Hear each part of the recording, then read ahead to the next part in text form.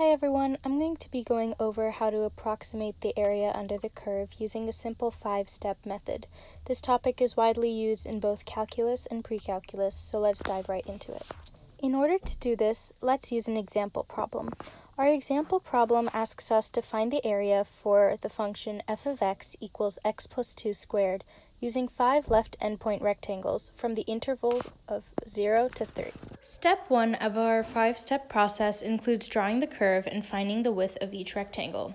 When we draw the curve, we notice that it has a root at -2 and it intercepts the y-axis at y equals 4. Because our example problem only asks us to focus on the interval from 0 to 3, we're only going to be focusing on this highlighted section of the graph. To figure out the width, let's use a visual representation. Over here, I have drawn a number line that extends from 0 to 3. We know that moving from 0 to 1, 1 to 2, and 2 to 3 has an individual width of 1. When adding this up, we know that the total width of the interval of interest is 3. Because we are asked for 5 rectangles, we can divide 3 by 5 to come up with a change in x, or the width of 3/5. A common mistake made during this process is to look at the interval and say, hey, there are 4 numbers, so can I divide this by the amount of rectangles I have? Unfortunately, this would lead to an incorrect width of 4/5 that would not divide our interval into 5 exact rectangles. How can we check that our width of 3/5 is correct? Using our number line, we can plot points 3/5 units apart. This ensures that the interval from 0 to 3 is evenly cut up into 5 exact pieces with a width of 3/5. Let us move on to step 2. For step 2, we're going to make a table. This table will have 2 columns, a k column and an x sub k column. It is always important to use variables that do not refer to x exclusively, since the variables can get mixed up in the later steps of our 5-step method. In our k column, we're going to label the amount of rectangles that we have. In this case, for our example problem, we have 5 rectangles, so our k column will range from 0 to 5. For example, if we had 16 rectangles, our k column would range from 0 to 16. For our x sub k column, we're going to focus on the first and the last numbers of our interval. In our original problem, it says that our interval starts at 0 and it ends at 3. So for our x sub k column, it will start at 0 and will end at 3. Now that we have the initial setup of the table, we can start filling in the intermediate values. Starting from 0, we would add up 3/5, or our width, until we reach 3.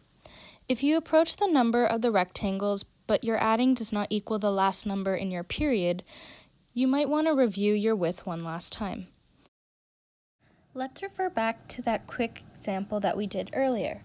If we have the 16 rectangles and a given interval of 1 to 3, then our x sub k column would start at 1 and would end at 3 with a width of 1/8, or 2 over 16. Now that we have finished creating our table, let's move on to step 3. In step 3, we're going to create a linear equation for our x sub k column in terms of k. A linear equation means that we have an equation that describes a line, and that x is not raised to any other power but 1.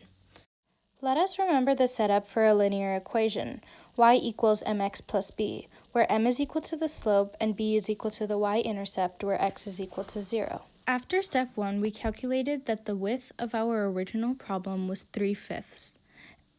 With this, we can conclude that the width of each rectangle is equal to the slope of our equation that we're going to use. With this information, we can put the stuff that we have solved into our y equals mx plus b format. With this, we can conclude that our equation for our x sub k column in terms of k is y equals 3/5 k plus 0. Where did we get the 0 from? Well, if we refer back to our table, we can see that when k is equal to 0, x sub k is equal to 0.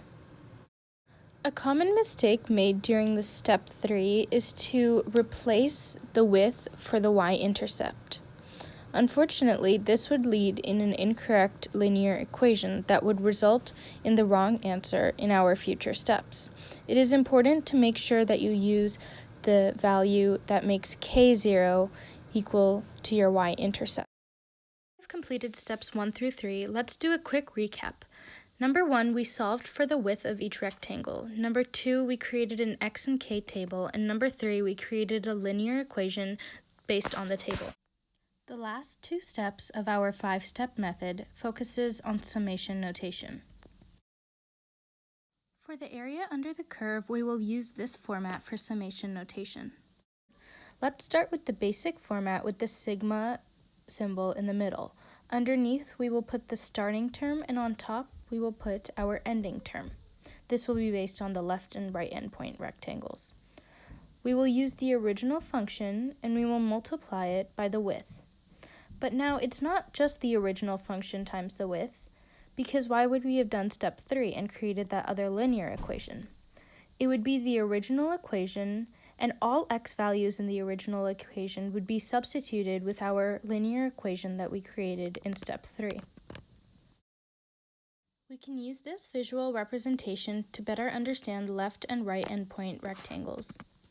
Left and right endpoint rectangles focus on the direction of the starting term.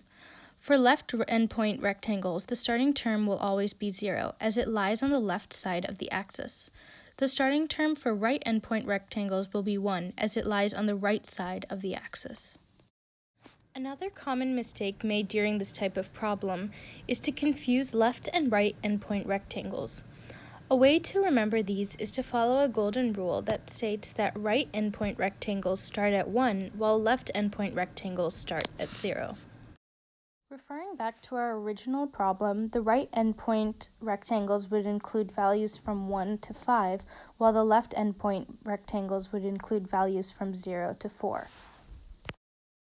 Let us now refer back to that original problem for finding the area of the function f of x equals x plus 2 squared using 5 left endpoint rectangles. Because we know that it's left endpoint rectangles, we're going to use the starting term as 0 and the ending term as 4. Now we are going to substitute our equation y equals 3/5 k plus 0 for our x value in our original equation, which was x plus 2 squared. As you can see, we've used 3/5 k plus 0 plus 2. And then you're going to multiply that by the width, which is 3/5. The width can also be taken out of the argument and put to the left side of the sigma symbol. It's now time to move on to step 5, which includes simplifying and answering the question. In order to solve the problem, we must plug in our simplified summation notation in the calculator. By doing this calculation, we can see that the area under the curve is 32.88 units squared. The incorrect placement of parentheses may alter the final answer, so it's important to place double parentheses around fractions and exponents and evenly space out variables so the calculator knows what it's solving for. Another way to solve this problem would be to use the width and multiply it by the y value of the original function. However, this is not practical for more complex functions. In this video, we were able to use the 5-step process to approximate the area under the curve. We were also able to solve for the width of each rectangle, create an xk table, create a linear equation based on the table, use summation notation, figure out differences between left and right endpoint rectangles, and go over parentheses usage.